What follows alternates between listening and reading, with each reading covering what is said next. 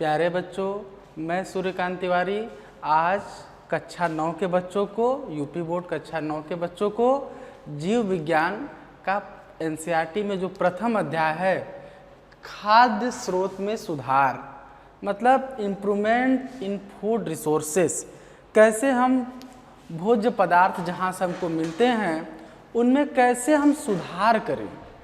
सुधार बहुत ही आवश्यक है। क्यों आवश्यक है कि जो मानव है या कोई भी जीवधारी है वो प्रत्यक्ष या अप्रत्यक्ष रूप से भोजन के लिए पौधों पर निर्भर होता है, और जो मानव है, जो ह्यूमन है, वो अपना भोजन दो जगह से प्राप्त करता है, या तो किसी पौधे से प्राप्त करता है या तो किसी जंतु से प्राप्त करता है। तो बच्चों क्या है कि हमें जैसे अगर हमारे जो फूड मटेरियल हैं ये दो जगह से प्राप्त होते हैं, या तो हमें कृषि से प्राप्त होते हैं एग्रीकल्चर सेक्टर से, या तो पशुपालन से प्राप्त होते हैं। पशुपालन या कृषि क्षेत्र से हमको क्या मिलते हैं? भोजन मिलते हैं। जैसे अगर हम कृषि क्षेत्र की बात करें कि कृषि से हमें क्या मिलता है एग्रीकल्चर सेक्टर से, तो हम जानते हैं कि जितने भी अनाज हैं, जितने भी हम चावल दाल जो भी चीज़ें हम देखते हैं अपने डेली के यूज में, जो चीज़ें लाते हैं वो सारी चीज़ें किसी न किसी पौधे द्वारा प्राप्त होती हैं। और जंतुओं द्वारा हमें क्या मिलता है कि दूध, अंडा, मांस, ये सारी चीज़ें हमें क्या है जो कि एक बहुत ही अच्छे या पोषक पदार्थ के रूप में, पोषक भोज्य पदार्थ के रूप में मानव द्वारा उपयोग में लाया जाता है, वह जंतुओं या पौधों द्वारा प्राप्त होता है। तो आज आवश्यकता इस बात की है क्योंकि जनसंख्या दिन प्रतिदिन बढ़ती जा रही है और उतनी बड़ी जनसंख्या को उच्च गुणवत्ता युक्त भोजन उपलब्ध कराने के लिए अपने खाद्य उत्पादन में सुधार बहुत ही जरूरी हो गया है। और खाद्य उत्पादन में सुधार किया कैसे जाए, क्या स्ट्रेटजी अपनाई जाए, क्या तरीका अपनाया जाए कि भोज्य पदार्थों या खाद्य के उत्पादन में सुधार हो। इसके लिए ये जो है आज हम इसी अध्याय में इन सारी बातों के बारे में अध्ययन करेंगे। बच्चों, भारत जो है एक कृषि प्रधान देश है और आज भी कृषि प्रधान देश है, और भारत में लगभग 70% जो आबादी है, कुल आबादी का लगभग जो 70% आबादी है वह आज भी कृषि पर निर्भर है। वह उसकी आजीविका कृषि द्वारा पूरी की जाती है। लेकिन आपको जानकर यह बड़ा ही आश्चर्य होगा कि बहुत ज़्यादा ऐसे भी लोग हैं जिन्हें भरपेट भोजन नहीं मिल पाता है या पोषक तत्व युक्त या उच्च गुणवत्ता युक्त भोजन उनको उपलब्ध नहीं हो पाता है, जिससे असमय या तो उनकी मृत्यु हो जाती है या तो वो किसी गंभीर बीमारी से ग्रस्त हो जाते हैं। मतलब तमाम तरह के भोज्य या खाद्य पदार्थों से संबंधित समस्याओं से वो झेलते हैं या उनका सामना करते हैं। तो इस तरह की प्रॉब्लम, इस तरह की समस्याएं ना हो, इसके लिए क्या है, हमें अपने खाद्य के उत्पादन को क्या करना होगा, बढ़ाना होगा। देखो, बोर्ड में अच्छे स्कोर के लिए ना जितना जरूरी वीडियो लेक्चर है उतना ही जरूरी डीपीपी प्रैक्टिस भी है, क्योंकि डीपीपी में हम लोग 10 क्वेश्चन दिए हुए हैं। देखो, डीपीपी करने के 2 फायदे हैं। पहला फायदा कि तुमको ये पूरा क्लियर हो जाएगा कि वो लेक्चर तुमको पूरा समझ में आया है कि नहीं, और हर डीपीपी में 10 का क्वेश्चन से ना हम लोग एनसीईआरटी के एक्सरसाइज को भी कवर करेंगे। एक और बात तुमको ये ख्याल रखना, जैसे अभी सर पहला लेक्चर पढ़ा रहे हैं, तो जब तुम सेकंड लेक्चर का वीडियो देखना उससे पहले ऐप से जाके इस लेक्चर का हैंडराइटिंग नोट्स देख लो। इससे फ़ायदा ये होगा कि ये लेक्चर तुम बहुत जल्दी रिवाइज कर पाओगे और सेकंड लेक्चर में समझाएगा सारे कॉन्सेप्ट अच्छे से समझ में आ जाएंगे। ठीक है, क्योंकि ऐप पर हर लेक्चर का हैंडराइटिंग नोट्स भी मिलेगा। ठीक है, थैंक यू। तो बच्चों, पहले हम लोग कृषि के क्षेत्र में सुधार के बारे में अध्ययन करेंगे, क्योंकि बच्चों एक छोटी सी बात आप जानते होंगे कि 1966 में 1966 में भारत का एक राज्य बंगाल में अकाल पड़ा। अकाल पड़ने का ये परिणाम मिला कि कई लाख लोग भूख के कारण मर गए, कई लाख लोग कुपोषण के शिकार हो गए। मतलब भारत में इतना कृषि प्रधान देश होने के बावजूद एक राज्य में अकाल पड़ने के कारण इतने लोगों की असमय मृत्यु हो गई। और तो एक चीज की आवश्यकता महसूस होने लगी कि अब जो है कृषि उत्पादन में सुधार की आवश्यकता है। क्यों? क्योंकि हम कृषि करते तो हैं, खेती करते तो हैं, लेकिन हमारा तरीका इतना पारंपरिक नहीं है, इतना पारंपरिक है, वैज्ञानिक नहीं है, जिससे उत्पादन अच्छी नहीं हो पाती थी। उसी में सुधार करने के बाद बहुत ही तीव्र गति से उत्पादन हुआ और इस कृषि के सुधार के अगुआ बने हमारे वैज्ञानिक, महान वैज्ञानिक डॉक्टर एम.एस. स्वामीनाथन। और इन्होंने कृषि की तकनीक में सुधार किया और उन्होंने कहा कि उच्च गुणवत्ता युक्त बीजों का उपयोग किया जाए, कृषि में नई नई तकनीक का समावेश किया जाए और जो है उनके जीनी लक्षणों को सुधारा जाए और एक नई नई वैरायटी, अच्छी वैरायटी को विकसित किया जाए जिससे उत्पादन में सुधार हो। इस तरह से खाद्य उत्पादन में जो सुधार हुआ, जो कृषि के क्षेत्र में क्रांति आ गई और उसी को हम लोग हरित क्रांति या ग्रीन रिवॉल्यूशन के नाम से जानते हैं। तो बच्चों जो होते हैं कुछ मुख्य फसलों के बारे में हम लोग देखेंगे और इन्होंने एक चीज़ और भी कहा, खादों का कैसे उपयोग करना है, ये तमाम चीज़ों को हम लोग देखेंगे। और सबसे पहला टॉपिक आज हम लोग पढ़ेंगे कि ये तो हमने देखा कि मानव अपने भोजन के लिए कृषि और पशुपालन मतलब पशुओं पर निर्भर है। आज हम लोग पहले नंबर 1 टॉपिक पढ़ेंगे कि कृषि उत्पाद, क्रॉप यील्ड क्या होता है।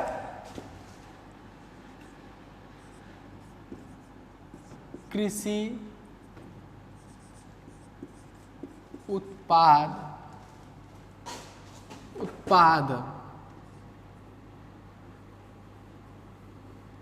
उत्पाद या क्रॉप यील्ड, ये क्या होता है। तो बच्चों देखो, क्रॉप यील्ड या कृषि उत्पाद क्या होता है, अगर इस बात को हम लोग समझना चाहें तो मान लीजिए एक छोटे से हम लोग उदाहरण से समझ रहे हैं कि मान लीजिए इतना बड़ा कोई कृषि क्षेत्र है, ये एक कृषि क्षेत्र है और इस कृषि क्षेत्र में अगर आप अनाज उगा रहे हैं तो मान लीजिए आपने पौधे उगाए हैं इसमें, और इन पौधों को उगाने के बाद आपको इतने ही बड़े कृषि क्षेत्र में मान लीजिए 100 kg जो है यील्ड मिला या क्रॉप मिला या व्हीट मिला, कुछ भी मिला, मतलब सीड मिला किसी प्लांट का, या आपको व्हीट मिला, राइस मिला, राइस मान लीजिए आपने ग्रो किया है तो राइस के 100 kg सीड आपको ऑब्टेन हुए। मतलब आपको इस जो इतना बड़ा खेत है, इस खेत में आपने धान की खेती की तो आपको 100 kg धान की जो है बालियां प्राप्त हुई या सीड प्राप्त हुई। अब क्या है कि अगर एक साल आपको इतना मिला और दूसरे साल आपने जब इसी फील्ड में उगाया तो आपको 200 kg धान की बालियां प्राप्त हुई, सीड प्राप्त हुआ, बीज प्राप्त हुआ, तो आप क्या कहेंगे कि उत्पादन कहेंगे कि दूसरी बार का जो उत्पादन है वह पहली बार के उत्पादन से क्या है, अधिक है, बहुत अधिक है। अधिक नहीं बल्कि हम दुगुना कहते हैं कि क्या है, 2 गुना है। तो क्रॉप यील्ड क्या हुआ, खाद्य कृषि उत्पाद या क्या हुआ कि मतलब अगर देखें यहाँ पर एक बात आपको ध्यान देने वाली बात है कि ये जो हम एरिया ले रहे हैं, ये जो क्षेत्र ले रहे हैं, यह उतना ही है, लेकिन जो उत्पादन है वो बढ़ गया। अगर एरिया भी हम बढ़ा दें, एरिया भी पहले इतना एरिया था और बड़ा एरिया ले लें और तब उत्पादन बढ़ेगा तो वो उत्पादन के कृषि यील्ड को हम वृद्धि नहीं कहेंगे, उसमें वृद्धि नहीं हुआ। क्यों वृद्धि नहीं हुआ? क्योंकि भाई अगर एरिया ज़्यादा होगा तो बट नेचुरल है, सामान्य सी बात है कि उत्पादन भी थोड़ा ज़्यादा होगा। आपने यहाँ कम छोटे क्षेत्र में बोया था तो यहाँ को आपको कम अनाज मिला, और बड़े क्षेत्र में खेती करोगे तो आपको अनाज ज़्यादा मिलना चाहिए, स्वाभाविक है, लेकिन उत्पादन में वृद्धि कम मानी जाएगी। जब क्षेत्र उतना ही रहेगा लेकिन उत्पाद ज्यादा मिलेगा, तो हम कहेंगे कि कृषि के उत्पादन में क्या हो गई, वृद्धि हो गई। तो बच्चों नंबर 1 चीज आपको समझ में आ गया होगा कि कृषि उत्पाद क्या होता है, और कृषि उत्पाद क्या होता है आपको एकदम क्लियर है कि, और इस कृषि उत्पाद को बढ़ाने के लिए हम लोग क्या करते हैं जो है, अभी हम आगे टॉपिक बाय टॉपिक इस टॉपिक पर हम लोग क्या करेंगे, डिस्कस करेंगे। जैसे उन्नत बीज का उपयोग, कृषि के आधुनिक और वैज्ञानिक तकनीक का प्रयोग, जुताई का अच्छा साधन, सिंचाई का अच्छा साधन, ठीक है, और इन सारी चीज़ों का, और कृषि को बचाने के लिए, हानिकारक कीटों से बचाने के लिए कीटनाशक का प्रयोग, खाद का प्रयोग, इन सारी चीज़ों से हम अपने उत्पादन में क्या करते हैं, वृद्धि करते हैं, जिसका अभी हम लोग थोड़ी देर में डिस्कस करेंगे, उस पर हम लोग चर्चा करेंगे। अब हम लोग पहले हम देखें कि हम लोग किस तरह के फसल को उगाते हैं, टाइप ऑफ क्रॉप, किस तरह के फसल के प्रकार, फसल को भी हम अलग अलग प्रकार में बांटते हैं। जैसे बच्चों हम कोई भी अनाज उगाते हैं तो उससे हमें भोज्य पदार्थ उपलब्ध प्राप्त होता है, और जो भोज्य पदार्थ प्राप्त होता है वह बच्चों ध्यान देना कि उसमें पोषक तत्व होते हैं, जैसे कार्बोहाइड्रेट, फैट, मतलब हमको क्या मिलता है भोजन से, कार्बोहाइड्रेट,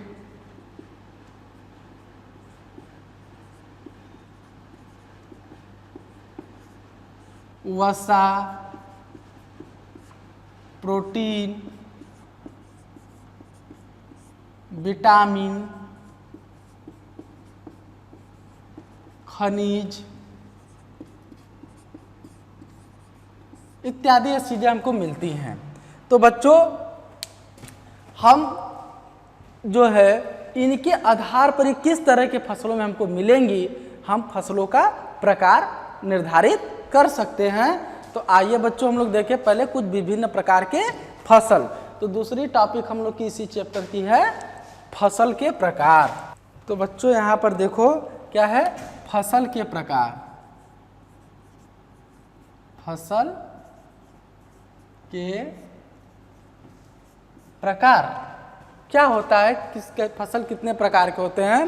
तो देखो बच्चों, एक फसल को हम लोग क्या कहते हैं, अनाज, क्रॉप, इसको कहते हैं सीरियल, सीरियल कहते हैं। मतलब जैसे अनाज में किसे लिया जाता है, जैसे एक हम लोग क्या मान लिए, अनाज। अनाज किसे कहा जाता है बच्चों, जो अनाज जनरली गेहूं, चावल, ये सब जैसे अनाज, अनाज। इसमें क्या आ जाएगा, इसमें आ जाएगा गेहूं, चावल, ज्वार, बाजरा, मक्का, ये चीज़ें आ जाएंगी आपकी अनाज में। तो बच्चों जो अनाज होती हैं ये मुख्यतः अनाजों में क्या पाया जाता है, कार्बोहाइड्रेट। जैसे ये कार्बोहाइड्रेट की बहुत ही प्रचुर स्रोत होती हैं, जैसे कार्बोहाइड्रेट चावल में बहुत ज़्यादा पाया जाता है। और यह आप देखेंगे कि यह जो होती हैं यह हमारे भोजन की सबसे महत्वपूर्ण घटक होते हैं, सबसे महत्वपूर्ण घटक होते हैं। हमें भोजन में इनकी आवश्यकताएं निरंतर पड़ती हैं। मतलब कि बच्चों ध्यान देना कि अगर हमारे शरीर में कार्बोहाइड्रेट की थोड़ी सी कमी हो जाती है तो हमें कमजोरी महसूस होने लगती है। क्यों? क्योंकि कार्बोहाइड्रेट, वसा और प्रोटीन ये तीनों जो हैं यह ऊर्जा प्रदान करते हैं। लेकिन अगर सबसे ज़्यादा मोस्ट फेवरेबल कुछ है जो एनर्जी देता है तो वो कार्बोहाइड्रेट है। मतलब हमारी बॉडी सबसे ज़्यादा अगर प्रीफर किसी को करती है, मतलब हमारी बॉडी जैसे सबसे ज़्यादा एनर्जी जिससे लेना चाहती है वह कार्बोहाइड्रेट है। मतलब कार्बोहाइड्रेट से वह एनर्जी ज़्यादा मात्रा में ऑब्टेन करती है। तो बच्चों जो कार्बोहाइड्रेट होते हैं वो क्या होते हैं, ऊर्जा प्रदान करने के सबसे पहले, जैसे अगर कार्बोहाइड्रेट, वसा और प्रोटीन तीनों चीज़ें बॉडी में प्रचुर मात्रा में हो तो हमारा शरीर जो होता है सबसे पहले कार्बोहाइड्रेट से ऊर्जा प्राप्त करेगा, फिर वसा से करेगा, तब प्रोटीन से करेगा। मतलब जैसे अगर मान लीजिए कोई व्यक्ति है जो 3 तरह की मिठाई खा रहा है, रसगुल्ला, गुलाब जामुन और छेना। मान लीजिए रसगुल्ला, गुलाब जामुन और छेना 3 तरह की मिठाई खाता है, और तीनों मिठाई हम अगर उसके सामने रख दें और कहें कि भाई तुमको कोई एक ही मिठाई खाना है, तो आप बताइए वो कौन सी मिठाई खाएगा? जो मिठाई उसे सबसे ज़्यादा पसंद होगी उसी मिठाई को खाएगा। अगर मान लीजिए उसे गुलाब जामुन पसंद है तो पहले गुलाब जामुन को खाएगा। अब जब गुलाब जामुन खत्म हो जाएगा, 2 ही बचेगा, तो हम कहेंगे बेटा अब इसमें से तुमको कोई एक खाना है, तो अब वो दूसरे नंबर पर जो उसको पसंद होगा उसको खाएगा, और जब वो भी खत्म हो जाएगा तब बचा तीसरा तो उसको खाएगा। तो मेरे कहने का मतलब है कि हमारे शरीर में कार्बोहाइड्रेट, वसा और प्रोटीन, यह तीनों ऊर्जा के मुख्य स्रोत होते हैं। लेकिन हमारा जो शरीर है वह ऊर्जा पहले किससे प्राप्त करेगा? कार्बोहाइड्रेट से। और ये कार्बोहाइड्रेट मुख्य रूप से हमारे शरीर में ग्लूकोज के रूप में पाए जाते हैं, और आवश्यकता से अधिक जो होते हैं वो ग्लाइकोजन के रूप में संचित कर लिए जाते हैं। तो ऊर्जा कार्बोहाइड्रेट से पहले मिलेगी, कार्बोहाइड्रेट खत्म हो जाएगा तो वसा से मिलेगी, और वसा के बाद प्रोटीन से मिलती है। तो बच्चों इस तरह से जो है यह जो अनाज होते हैं यह हमारे लिए ऊर्जा के एक बहुत ही प्रमुख और अच्छे स्रोत माने जाते हैं। दूसरे नंबर पर आता है बच्चों जो है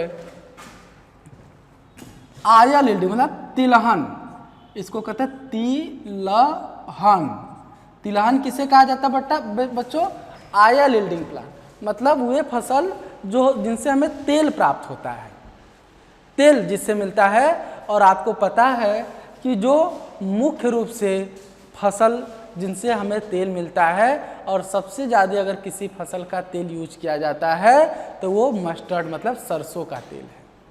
हर घर में सब्जी या खाना बनाते समय, विभिन्न तरह के खाद्य पदार्थों को बनाते समय जो है मुख्य रूप से तेल के रूप में जो उपयोग किया जाता है वो मैक्सिमम, अधिकतम वो सरसों का ही तेल होता है या सूरजमुखी का तेल होता है। तो बच्चों तिलहन मतलब जो तेल प्राप्त कर देने वाले हैं वो उनके में जैसे आपको ने दिखा सरसों और सूरजमुखी,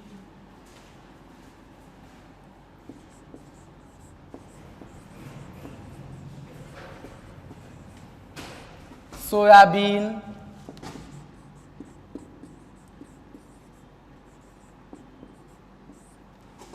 तिल, ये सब क्या है? ये तेल देने वाले फसल हैं। तो तिलहन इनको कहा जाता है। और तिलहन में जो होता है, जो तेल होती हैं उसमें मुख्य रूप से क्या पाया जाता है? तो वसा पाया जाता है। क्या पाया जाता है बच्चों?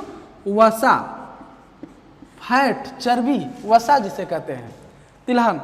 हालांकि बच्चों हमारे बॉडी में बहुत ज़्यादा वसा का होना बीमारियों का सूचक होता है।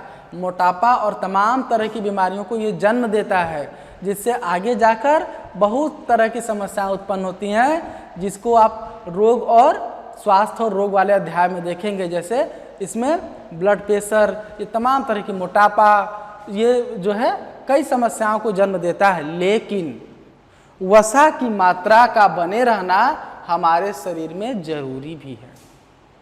क्योंकि ये एक इंसुलेटर का काम, ये हमारे स्किन के नीचे एक इंसुलेटर का काम करती है, एक जिससे कि वो हमारे शरीर की ऊष्मा को बनाए रखती है और साथ ही साथ बाह्य आघातों से हमारी सुरक्षा करती है और हमें ऊर्जा भी प्रदान करती है। तो हमें एक निश्चित मात्रा में लेना चाहिए तिलहन, मतलब तेली चीज़ें भी खाना चाहिए, लेकिन एक लिमिट मात्रा में, एक सीमित मात्रा में। अगर हम उसको एक मात्रा से ज़्यादा, एक सीमित मात्रा से ज़्यादा अमाउंट में लेने लगेंगे तो वो हमारे लिए प्रॉब्लम उत्पन्न करेगा, समस्या उत्पन्न करेगा। और बच्चों तिलहन की बहुत ही जो है महत्वपूर्ण भूमिका हमारे स्वास्थ्य में भी है, हमारे भोजन में भी है। तो आप देखिए कि हमारे यहाँ जो अनाजों से, जो हरित क्रांति हम जो कहते हैं बच्चों, वो मुख्य रूप से कृषि में जो था अनाज और दलहन के से संबंधित था। लेकिन जो तिलहन तेल से संबंधित, जो तेल के उत्पादन से संबंधित जो क्रांति आई उसे हरित क्रांति न कहकर पीली क्रांति कहते हैं। बच्चों ध्यान देना, जो अनाज के उत्पादन से संबंधित जो क्रांति थी इसको हम लोग क्या कहते हैं? हरित क्रांति। इसको हम लोग क्या कहते हैं? हरित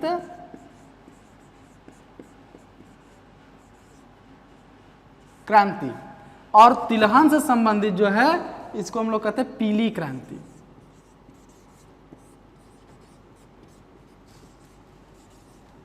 पीली क्रांति, पीली येलो रिवर, पीली क्रांति से हरित क्रांति क्यों कहते हैं बच्चों?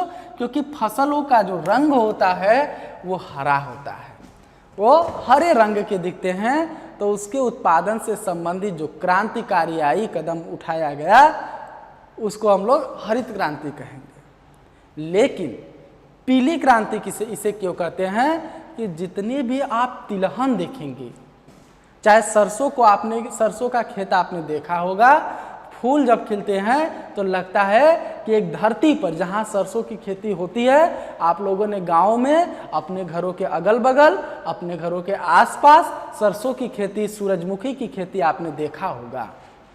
और जब खेतों को आप ध्यान से देखते हैं तो ऐसा लगता है कि पृथ्वी ने, धरती माता ने, लगता है कि पीली चादर ओढ़ ली है। इतने फूल ऐसे पीले पीले बहुत ही अच्छे लगते हैं। और तो ये पीला दिखता है, इसलिए इसके उत्पादन से संबंधित जो क्रांति थी इसको पीली क्रांति के नाम से जाना जाता है। तो बच्चों देखो क्रांति को लेकर, क्योंकि इससे संबंधित कुछ क्वेश्चन जरूर आते हैं कि हरित क्रांति किसे कहते हैं, या हरित क्रांति किससे संबंधित है, पीली क्रांति किससे संबंधित है, नीली क्रांति किससे संबंधित। मैं आपको बताता रहूँगा कि कौन सी क्रांति किससे संबंधित है और आप इसको याद कर लीजिएगा। ठीक है बच्चों? तो पीली क्रांति मतलब तिलहन से संबंधित है। और तीसरा अनाज जो हमारा फसल है मुख्य रूप से, ये पहला हो गया बच्चों, ये दूसरा हो गया, और तीसरा जो बहुत प्रमुख है दलहन की फसल। दलहन, दलहन में बच्चों आता है चना, मटर, अरहर, उड़द। ये जो है बच्चों, ये सब क्या है? दाल वाली फसल है। मतलब ऐसी फसल है जिनसे हमें क्या मिलता है बच्चों? दाल मिलता है। और दाल का हमारे भोज्य पदार्थ में एक विशेष महत्व है, और उनके लिए इसका महत्व और बढ़ जाता है जो शाकाहारी है। क्यों, ऐसा क्यों होता है बच्चों? कि मैंने कहा दाल सबके लिए महत्वपूर्ण है। दाल अपने भोजन में प्रत्येक व्यक्ति को लेना चाहिए, परंतु यह उनके लिए और महत्वपूर्ण है जो शाकाहारी हैं। ऐसा क्यों हमने कहा? तो प्यारे बच्चों, जो लोग मांसाहारी होते हैं तो मांस जो होते हैं वो प्रोटीन के अच्छे स्रोत होते हैं, उनको स्रोत मिल जाता, मतलब प्रोटीन, जैसे मछली का मांस खा लिए तो उनको मछली खा लिए तो उनको प्रोटीन मिल गया।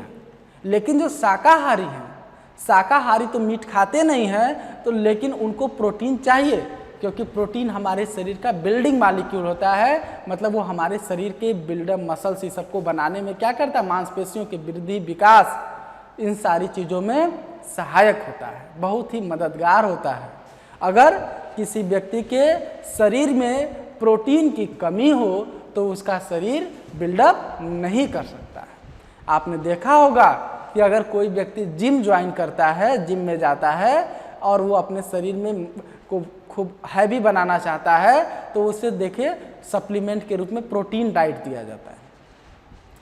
तो यहाँ पर क्या है कि जो दलहन होते हैं वो प्रोटीन के बहुत ही अच्छे स्रोत होते हैं, और शाकाहारी व्यक्ति अगर दाल खाता है तो उसको प्रोटीन की कमी नहीं होगी। मतलब ये मुख्य रूप से किस चीज़ के स्रोत होते हैं? हमारे शरीर में प्रोटीन की कमी को पूरा करते हैं। मतलब प्रोटीन के लिए इनका होना बहुत ज़रूरी है। अब हम लोग बच्चों क्या देखेंगे कि जो है वेजिटेबल, स्पाइसेस एंड फ्रूट्स, मतलब सब्जियां, मसाले और फल। देखिए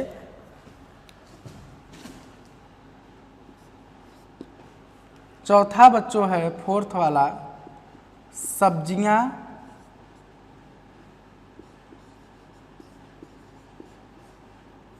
मसाले और फल। सब्जियां, मसाले और फल। तो देखो बच्चों, आप भोजन में प्रतिदिन हरी हरी सब्जियों का स्वाद लेते हैं, कभी लौकी, कभी नेनुआ, कभी तरोई, कभी बैगन, कभी कटहल। तो ये तमाम तरह की जो सब्जियां आप खाते हैं, या मसाले, जीरा, जवाइन, मरीच जो है, इलायची, तो ये सब क्या है? मसाले हैं। लौंग और फल, आम, केला, अमरूद, सेब, संतरा, ये सब क्या है? फल हैं। लेकिन है तो किसी न किसी पौधे के उत्पाद हैं, तो ये भी कृषि उत्पाद में आ जाएंगे। तो बच्चों इनका क्या उपयोग है? तो देखो बच्चों, जो सब्जियां होती हैं वो विभिन्न तरह के विटामिन्स, कार्बोहाइड्रेट, इन सब की स्रोत होती हैं। ये सब्जियां में तमाम तरह की सब्जियों में विटामिन्स, मिनरल, ये सारी चीज़ें पाए जाते हैं। और विटामिन्स हमारे लिए इतना ज़रूरी है कि अगर शरीर में किसी इन विटामिन की कमी हो जाए तो हमें रोग हो जाता है, हमारे शरीर रोगीली दशा में चली जाती है। आपने सुना होगा बच्चों कि विटामिन ए रंगीन फलों में मिलता है, आम में मिलता है, पपीता में मिलता है, और उसकी अगर कमी हो जाए तो रतौंधी नामक रोग हो जाता है, जिसमें व्यक्ति को रात में नहीं दिखाई देता है। विटामिन सी के नाम को आपने सुना होगा, विटामिन बी के नाम को सुना होगा कि अगर विटामिन बी की कमी हो जाए तो पेलग्रा रोग हो जाता है, या विटामिन सी की कमी हो जाए जो खट्टे फलों में पाया जाता है, आंवला, नींबू, इन सारे फलों में पाया जाता है, तो उसे स्कर्वी रोग हो जाता है। तो मेरे कहने का मतलब है बच्चों कि ये जो फल हैं इनमें क्या मिलते हैं? विटामिन। सब्जियों में भी मिनरल्स, खनिज पदार्थ और विटामिन्स मिलते हैं, पोषक तत्व मिलते हैं। और जो मसाले होते हैं बच्चों, मसालों का जो महत्व होता है वो पोषक के दृष्टि से बहुत ज़्यादा नहीं होता है। आप यहाँ ध्यान दें, सब्जियां और फल ये पोषक के दृष्टि से बहुत महत्वपूर्ण होते हैं, इसीलिए हमें प्रतिदिन कोई ना कोई फल जरूर खाना चाहिए, जिससे हमारे शरीर में जो खनिज पदार्थ हैं और जो विटामिन्स हैं इनकी पूर्ति होती रहे। क्योंकि जो विटामिन्स की एक विशेषता ये होती है कि विटामिन्स का हमारे शरीर में कहीं भी भंडारण नहीं होता है, मतलब वो संग्रहित नहीं होते, इकट्ठा रिजर्व नहीं होते हैं। मतलब अगर आज आपने ढेर सारा फल खा लिया और सोचेंगे आज हमको ढेर सारा विटामिन मिल गया और वो कई दिन चलेगा, ऐसा बात नहीं है। आपको अगर डेली विटामिन चाहिए तो आपको डेली फल खाने होंगे, क्योंकि हमारी शरीर जो है आवश्यकता से अधिक न तो विटामिन या मिनरल्स इन सबको बहुत इकट्ठा नहीं करती है। तो ये रोज़ हमको मिलते रहें, इसके लिए हमको प्रतिदिन इनको आहार के रूप में लेना पड़ेगा। और बच्चों जो मसाले होते हैं, मसालों का मैंने बताया कि पोषण के दृष्टि से बहुत विशेष महत्व नहीं होता है। पोषण की दृष्टि से इनका विशेष महत्व नहीं होता है, तो आखिर इनको हम लोग तब क्यों खाएं जब पोषण की दृष्टि से नहीं होते हैं। तो लेकिन बच्चों, प्यारे बच्चों, यहाँ बहुत विशेष बात है, ध्यान देने वाली बात है कि जो मसाले होते हैं वह क्या करते हैं? भोजन के स्वाद को कई गुना बढ़ा देते हैं। और जब स्वाद को कई गुना बढ़ा देंगे तो क्या होगा? खाने की जो इच्छा होगी वो बढ़ जाएगी, तीव्र हो जाएगी। तो जहां आप 2 रोटी खाते थे वहां 4 रोटी खा लिए, क्योंकि आपको स्वादिष्ट भोजन लगा। अगर आपको एक जगह भोजन बड़ा स्वादिष्ट हो तो उसे आप अच्छे से खाएंगे, कि जो भोजन में स्वाद ना हो उसे अच्छे से खाएं। स्वाद बट नेचुरल है, सामान्य सी बात है कि हम लोग स्वादिष्ट भोजन को ज़्यादा अच्छे से खाएंगे। तो मसाले का काम क्या है? ये स्वाद में वृद्धि कर देता है, और जब स्वाद में वृद्धि कर देता है तो खाने की इच्छा जागृत हो जाती है, व्यक्ति ज़्यादा भोजन लेता है, तो जिससे उसका शरीर भी ज़्यादा बिल्डअप करता है अच्छे से। तो बच्चों इस तरह से विभिन्न तरह की सब्जियां, मसाले और फल जो होते हैं ये आपके विटामिन और खनिज और प्रोटीन इन सब के क्या होते हैं, बहुत ही अच्छे स्रोत माने जाते हैं। और हमें हर तरह की विटामिन निरंतर मिलती रहें, हर तरह के खनिज पदार्थ मिलते रहें, इसके लिए हमें सब्जियों और फलों को बदल बदल कर खाना चाहिए। एक ही तरह की सब्जियां या फल डेली या प्रतिदिन नहीं खाना चाहिए, क्योंकि एक ही तरह का अगर भोजन आप प्रतिदिन करेंगे तो आपके शरीर में जो खनिज पदार्थ या विटामिन मिनरल जो उसमें पाए जाएंगे वो मिलेंगे, लेकिन बाकी दूसरे चेंज करते रहना चाहिए। और बच्चों एक और क्रॉप है जिसको हम कहते हैं फोडर, माने चारा वाली फसलें जो है चारा, जैसे 5वां चारा के लिए फसल। देखो बच्चों, अभी हम लोगों ने देखा कि अध्याय के शुरुआत में ही हम लोगों ने देखा कि जो मनुष्य होता है उसे भोजन पौधों और जंतुओं दोनों से प्राप्त होता है। तो जो जंतुओं से अगर प्राप्त होता है तो जंतु को अगर हम पशुपालन करेंगे तो उन्हें खाने के लिए भी कुछ चाहिए ताकि वो स्वस्थ रहें, या दूध अगर दे रहे हैं तो जितने भी अगर पशु हम पालन कर रहे हैं तो जितने ही ज़्यादा स्वस्थ रहेंगे, जितने ही ज़्यादा हेल्दी रहेंगे, सामान्य सी बात है कि हमें उतना ज़्यादा उत्पादन प्राप्त होगा। तो ये जो चारे होते हैं, जैसे आपने नाम सुना होगा बरसिंग, चरी, ये सब क्या है, ये सब पशुओं के चारे हैं जो पशुओं को खिलाए जाते हैं। तो इनका भी एक विशेष महत्व है पशुपालन में, जिससे कि पशु अधिक दूध देते हैं या मोटाई में बढ़ते हैं, जिससे उनका मांस वजन होता है, बढ़ता है। तो ये क्या है, पशुओं के लिए यूज किए जाते हैं। अब बच्चों हम लोग अगले टॉपिक पर देखेंगे कि जो है क्रॉप सीजन क्या होता है, इसको हम लोग समझेंगे। मतलब कृषि का मौसम क्या होता है इसको हम लोग जाना जाएगा। इसको मिटा दे पहले। देखो बच्चों, अगला हमारा टॉपिक है जो है क्रॉप सीजन या कृषि के मौसम। कौन से मौसम होते हैं, क्या ऐसा है क्रॉप सीजन। अगला टॉपिक है क्रॉप सीजन या कृषि मौसम। देखो बच्चों, हमें कृषि के मौसम के बारे में पढ़ना क्यों जरूरी है, क्या कारण है क्यों हम कृषि के मौसम के बारे में जानें। तो यहाँ एक बात जानना अत्यंत आवश्यक है कि हर फसल को हर मौसम में नहीं उगाया जाता।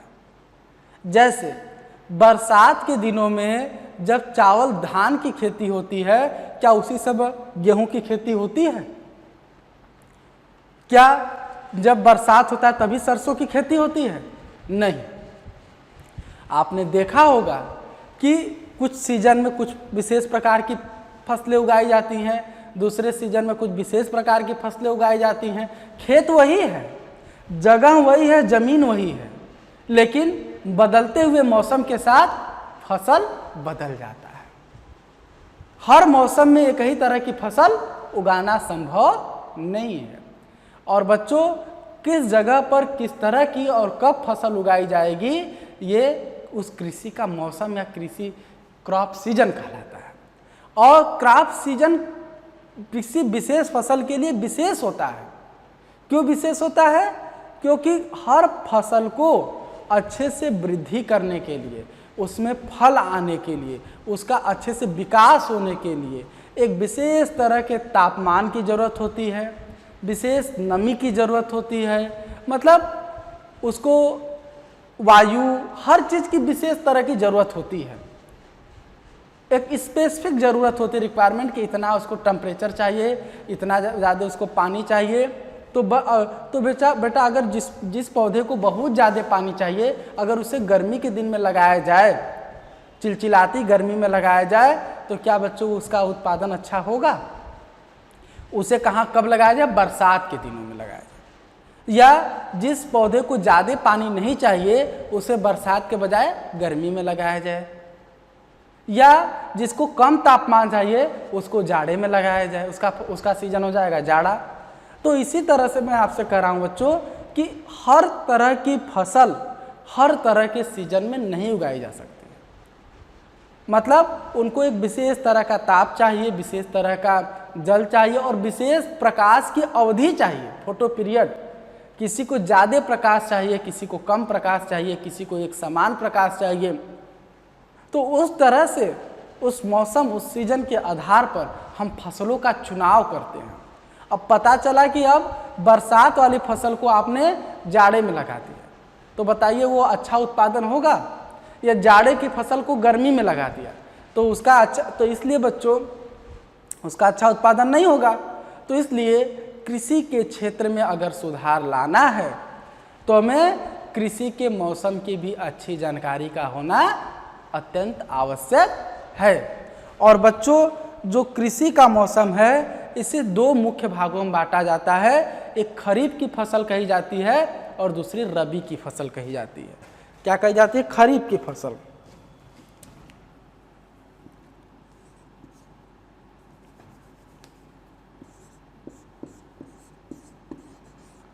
खरीफ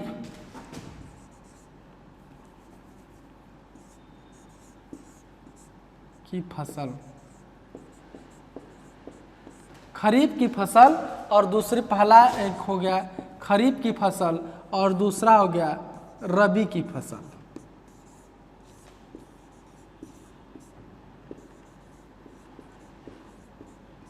खरीफ की फसल और रबी की फसल। और जो खरीफ की फसल होती है उसका जो बुआई होता है या वो जून से लेकर अक्टूबर तक होता है। मतलब जून माह से लेकर अक्टूबर के महीने तक इसकी बुआई होती है खरीफ की फसल की। मतलब बरसात के दिनों में, बारिश के समय में, बरसात के दिनों में लगती है। और ये जो है रबी की फसल ये नवंबर से फरवरी, क्या है आपका, नवंबर से फरवरी के समय, मतलब नवंबर से फरवरी के समय ये बोई जाती हैं। जैसे बच्चों ध्यान देना कि इस समय किस चीज़ का फसल सीजन चल रहा है। हम लोग आज जो है जुलाई है, तो देखो जून और अक्टूबर के बीच में जो फसलें बोई जाएंगी उन्हें क्या कहा जाएगा? खरीफ की फसल। इस समय बरसात अच्छा होता है, पानी की उपलब्धता होती है। देखेंगे गांव में जाएंगे, धान ये सब की खेती खूब अच्छे से की जा रही है। और मतलब सोयाबीन और जो है ये सब, ये क्या है, खेती की जा रही है। तो इनको हम लोग क्या कहेंगे? खरीफ की फसल। मतलब जिसको हम जून से लेकर अक्टूबर में, मतलब बरसात वरसात के सीजन तक ग्रो करते हैं, जिन्हें पानी के अच्छे पानी की ज़रूरत होती है, वैसे फसल को हम कहते हैं खरीफ की फसल। तो खरीफ की फसल का उदाहरण क्या हो जाएगा? तो धान, सोयाबीन, अरहर, मक्का, कपास, ये सब क्या है? खरीफ की फसल। और रबी की फसल क्या होंगी? कि जिनकी बुआई नवंबर से लेकर फरवरी के बीच में होगा, उनको हम क्या कहेंगे? रबी की फसल। और इसका उदाहरण क्या बच्चों? जो है इसका आपका जो है अप्रैल में जो होता है, यह इसमें आपका गेहूं हो गया, चना हो गया, मटर हो गया, ये सब क्या है? इसके उदाहरण हैं। मतलब खरीफ में, खरीफ की फसल में क्या हो जाएगा? खरीफ की फसल चावल और सोयाबीन और अरहर या मक्का हम लिख ले हैं। ये सब क्या हो गई? खरीफ की फसल। रबी में क्या हो गया बच्चों? गेहूं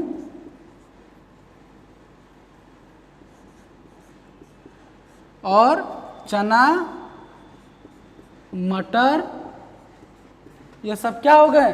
रबी की फसल। तो बच्चों ये कृषि क्रॉप सीजन क्या होता है आप लोग समझें कि क्रॉप सीजन हम किसे कहेंगे।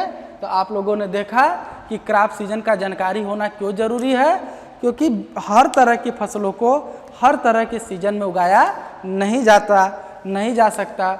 इसलिए किसी फसल को उगाने के लिए विशेष तरह के मौसम की आवश्यकता होती है, उसी को उसका कृषि मौसम या क्रॉप सीजन कहते हैं। जिसमें क्यों हर फसल के लिए क्यों विशेष प्रकार का मौसम आवश्यक होता है, क्योंकि उसे एक निश्चित ताप चाहिए, निश्चित जल चाहिए और निश्चित सूर्य की अवधि का प्रकाश चाहिए। तो वो एक विशेष सीजन में ही उसको मिलता है।